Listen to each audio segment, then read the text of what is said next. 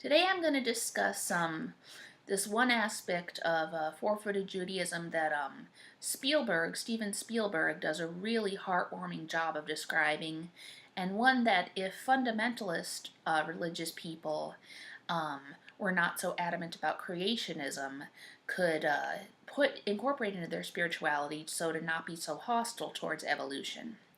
I am talking about the sacredness of dinosaurs and dinosaur totemism, basically. So, when I was really young, I saw The Land Before Time. I saw An American Tail at the first movie I ever saw in a theater in 1986. And then I also saw the next Don Bluth film, The Land Before Time, when it came out in the theater in 1988. Since then, something about that movie has always touched me. Of course, being a furry, Theory, and other kin, there's no reason why it wouldn't, but something about just the music, and then seeing what the dinosaurs go through, everything that Littlefoot and his gang go through in the final reach to the Great Valley. I cannot watch that movie or hear If We Hold On Together without crying my eyes out. So, for years I didn't really know exactly what it was about that movie that touched such a deep emotional chord with me. Of course, it being an animal cartoon, it would have anyway, but there was just something about it that, I felt. It struck a certain chord within me that it seemed to be related to my four-footed Judaism, but for years I didn't know why. Because I had known for years that Don Bluth had directed the movie, and that also George Lucas had worked on it, but what I didn't know, and I found out, is now I know why it touched such a deep chord with my Judaism, is because Steven Spielberg also worked a lot on it.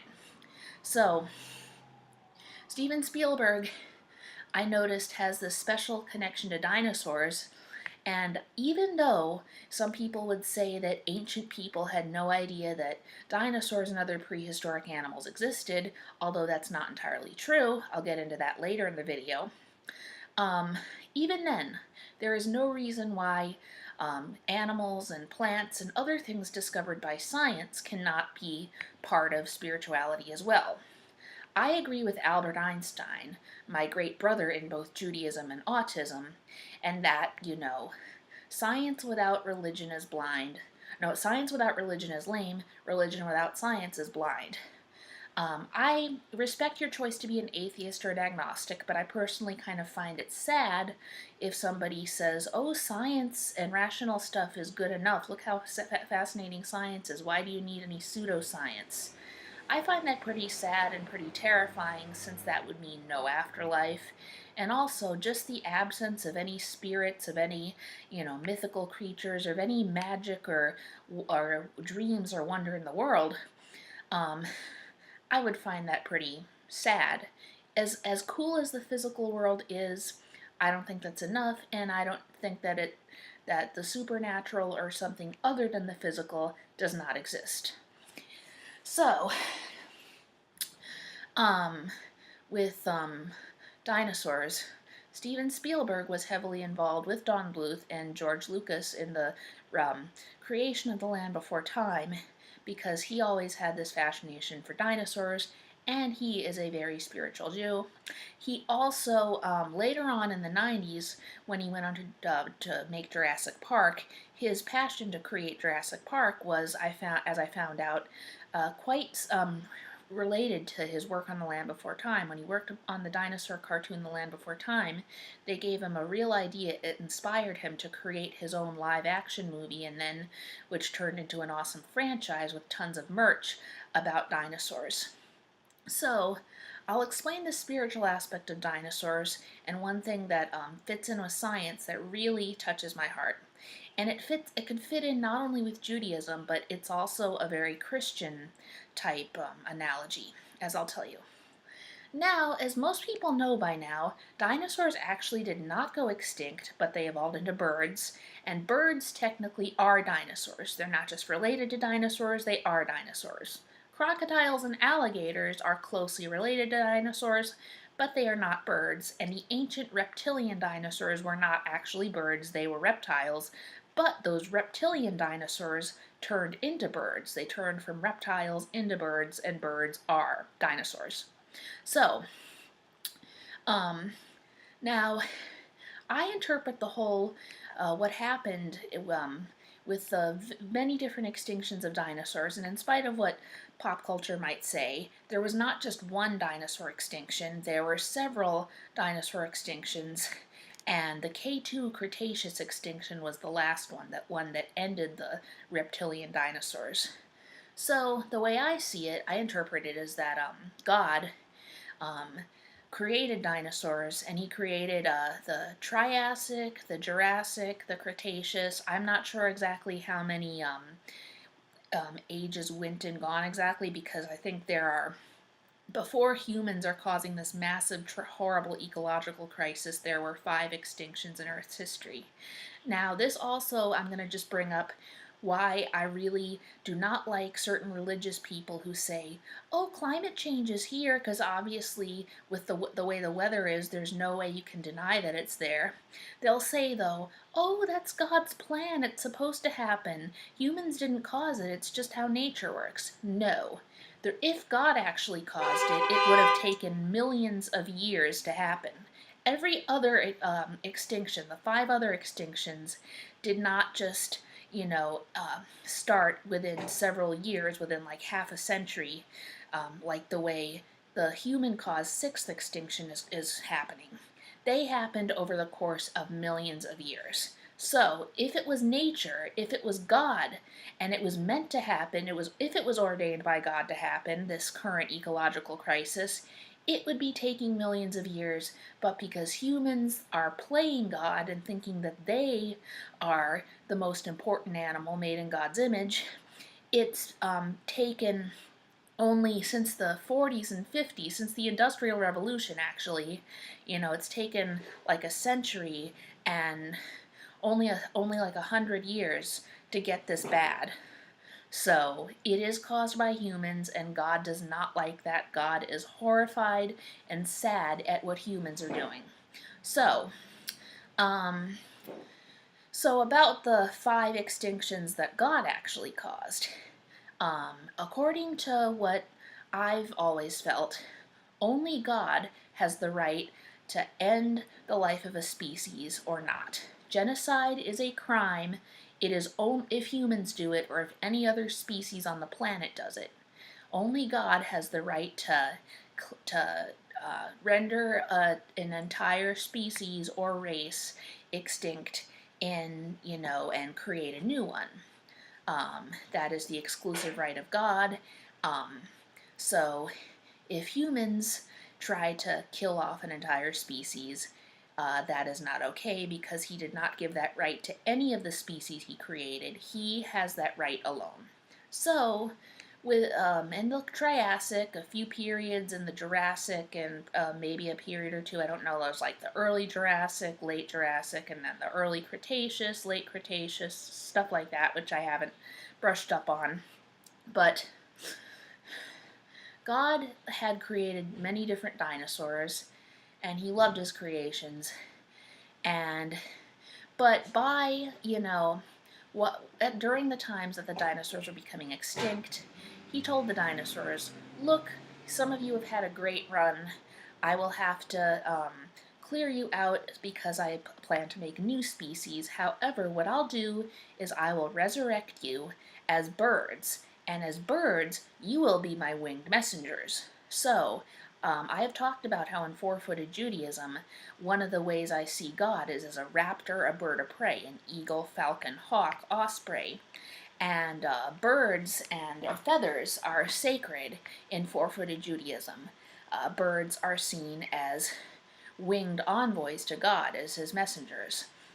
So, the fact that dinosaurs, the reptilian dinosaurs died out, but God turned them into his messengers, means that even though he had to get rid of them to make more species, he reincarnated them into another species who have a very special place at his throne. They are basically every bird is basically a Zazu to the great Lion King of all. So, that part of dinosaurs, turning into birds, the spiritual aspect of it, you can definitely see that in Jurassic Park. Because in Jurassic Park, well, the message about genetic engineering I actually kind of disagree with. I do think that if a species was made extinct by God, then God has the final say. That's not okay to bring it back. So that's a good point that the movie made. But I do know that there are people who are planning genetic engineering to possibly bring human made extinct species back. And if there's a gash in the ecosystem that they can still fill, then I don't see what's wrong with that because humans played God when they killed off that entire species in the first place. I am also in favor of genetic engineering if it can create important things to make people feel closer to who they are, such as gender changes that are more realistic for transgender people, tail implants, and physical shapeshifting for those of my kind of human animal hybrids. I am hoping that I could get a tail implant. And what else? If genetic engineering is a good way to heal illnesses and injuries previously uncurable, then yes, I support it. Uh, I don't believe that that never playing God means always accepting the hand that you have been dealt if it really sucks, and the only way to cure it is genetic engineering, is to play God. I think that God wants people, to be happy and to not suffer, and if humans use genetic engineering wisely in order to end more suffering and to make everyone freer to be who they are, I think God approves of that. So it was a little fuzzy on Jurassic Park, the idea of genetic engineering always being bad, but perhaps Spielberg didn't actually mean that. He might have just meant that it's wrong to bring back a species that God made extinct, but man didn't. So, at the end of Jurassic Park, and one thing about the music of Jurassic Park is that some of it's absolutely beautiful. Some of it does bring tears to my eyes. Not the tense music that plays when dinosaurs eat people, of course. No, that's hilariously funny. But, I mean, the music, the moving kind of main theme music is very touching, I find. So at the very end of the movie, when they had to close down the park, they're flying in the airplane, and then they look out the window and they see this flock of birds flying. And suddenly they see that, those birds are dinosaurs. They didn't have to bring the dinosaurs that God declared extinct back because the birds are dinosaurs. God made dinosaurs come back as birds, and in that moment, I can kind of see Spielberg's Jewish spirituality and the spirituality of dinosaurs, being transformed into God's messengers, and that just is beautiful. It touches my heart. So, now as for the idea that ancient people, such as whether indigenous people or ancient monotheists or ancient Eastern people, had no idea of species that scientists discovered existed years ago, that's not entirely true. You still have, within certain indigenous people, like Native Americans and Australian Aborigines, a lot of them still have memories of ancient creatures who were alive during the Ice Age, during the Pleistocene, when their early ancestors, the earliest humans, also were there.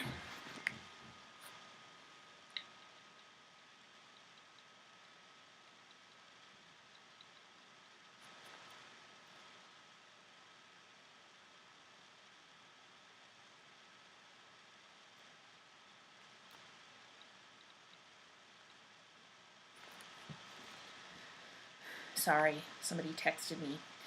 But, so, yeah, so you have, and then you also have Native Americans and other indigenous cultures often have identified the bones and the fossils of prehistoric animals, including dinosaurs and ancient sea reptiles who lived in the ocean during the time of the Mesozoic. And they have mythology surrounding them. So you have other cultures who were able to put together the fossils of prehistoric creatures, including dinosaurs, and also maybe pterodactyls and ancient sea reptiles, and some of them may have interpreted them as dragons. Some of the dragon legends may have been inspired by them, but some of the legends, they were pretty accurate in putting the fossils together. Um, In fact, a lot of legends about the Loch Ness Monster, the Celtic water horse, bears a striking resemblance to plesiosaurs, these Mesozoic ocean reptiles. I actually believe that they still exist because there have been sightings of them not just in Loch Ness, but there's Orky in the Pacific Northwestern United States. Here in New England, there is Champ in Lake Champlain in Vermont, and they're all over the place, all over the world, there are sightings of that. The reason I feel that, these cryptozoological creatures, who often quite resemble ancient creatures thought to be extinct, are not seen by the majority of people, but are just seen by true believers, is because true believers say they don't want to be spotted, because what normal humans who are often skeptical and don't care about the balance of life or about living in harmony with nature, and often aren't that ethical either, what they would do to them is they'd try to capture them, put them in zoos, experiment on them, and try to basically extract every secret from them in that real reductionist Cartesian method of science. So it's no wonder why the cryptozoological creatures, such as the Sasquatch creatures, the water horses, dinosaurs and pterodactyls seen in parts of the world, and other creatures like that, they're willing to show themselves to people who care about them and who respect them. But they don't want, people who don't care about them, people who only want to, experiment on them and study them for scientific value, but without any concern for who they are as creatures to find out about them. So, well, so, so for creationism, well, it is well known that Judaism and Islam in general tend to not be so, against evolution as Christianity can be. Not all Christians are either. But the reason fundamentalist Christians tend to be so against evolution and they're teaching intelligent design and creationism as opposed to evolution, it's just in their nature. They're fundamentalists. They want to interpret the Bible literally, even though there are vast parts of the Bible and of other holy books that they completely leave out and they don't even talk about. So, it's in the nature of a fundy to just want to have a literal interpretation of something that doesn't even include a lot of the stuff that's in there, but they are convinced is the right way and the only way to see their holy book. So, the idea that, evolution is not compatible with God existing is not necessarily true, because, of course, it has long been pointed out that even though life may evolve over billions of years, there's no proof of exactly why we are here, why the world, why the universe, why everything in creation exists. It's very possible that a God created all, and that I believe that many different gods created all, but you are free to worship any god you want, because I believe in universalism. So,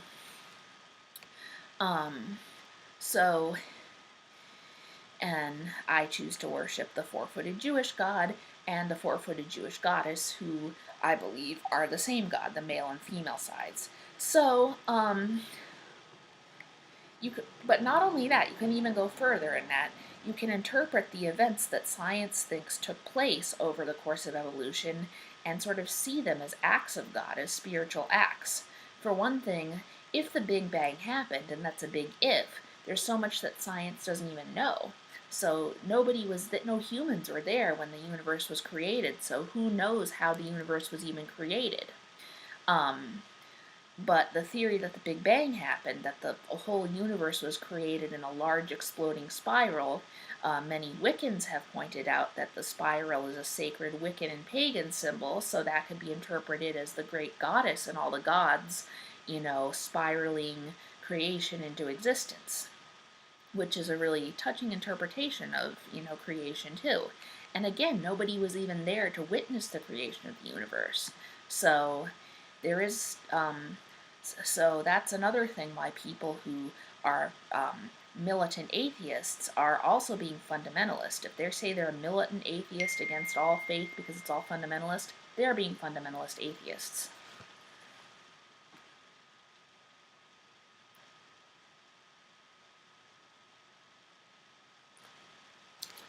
So, um, so as for dinosaurs, as I told you, the reptilian dinosaurs were chosen by God to die, as a species, but he resurrected them as birds, as his winged messengers at his throne. Now, some people would go and nitpick this and say, oh, but what about the birds who can't fly? Wasn't God being unfair to them? The way I see it is that God gave all the dinosaurs a choice as to what bird they wanted to turn into. And some of them didn't want to turn into birds at all. They just wanted to go to heaven and just like being dinosaurs. So there are plenty of reptilian dinosaurs in heaven, I believe. And for those who wanted to turn into birds, he gave them a choice whether or not to turn into birds, and a lot of them did. So some of them decided that they just didn't want to fly. They didn't want to make that change to just go up in the air. And so those are the dinosaurs who he turned into penguins, ostriches, emus, the flightless birds. So one thing I really don't like is all that atheist nitpicking, saying, oh, if God exists, why is he so unfair? I mean, really, there's a lot of stuff written about that.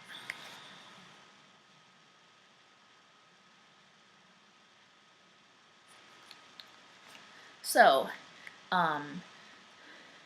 now in some parts of evolution, I don't believe that humans have to be bound by evolution, because as a human-animal hybrid who hopes for a tail implant, I know that I am basically going against human evolution, and that humans evolved not to have a tail because it wasn't needed.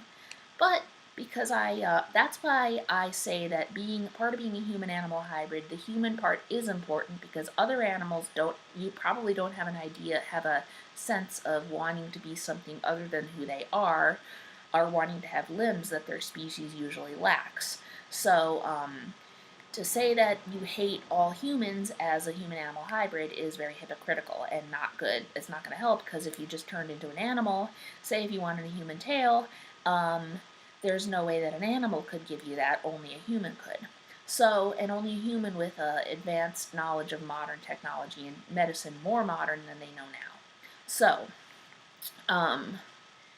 even though I think that, so evolution, if it happens, and it's been proven that it has happened, that it does happen, and it will happen still, it can be seen as a spiritual event happening, but it also, if you're a human-animal hybrid, if you're part human in any way, you don't have to be bound by it. I believe that if it doesn't match up with your identity, if your identity doesn't like it, if it doesn't let you be free to be whatever species or species combo you want to be, then God will let you change your own species evolution to what you feel is more right for your individual self.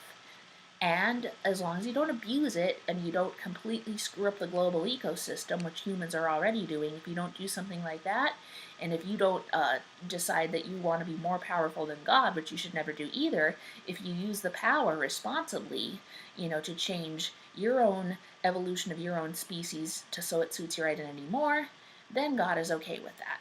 So that is a little bit of those are some of my opinions on science versus faith, and on why I believe that all prehistoric creatures can be incorporated. For those who do animal totem magic, they can be incorporated into totem dictionaries, into spirit animal magic.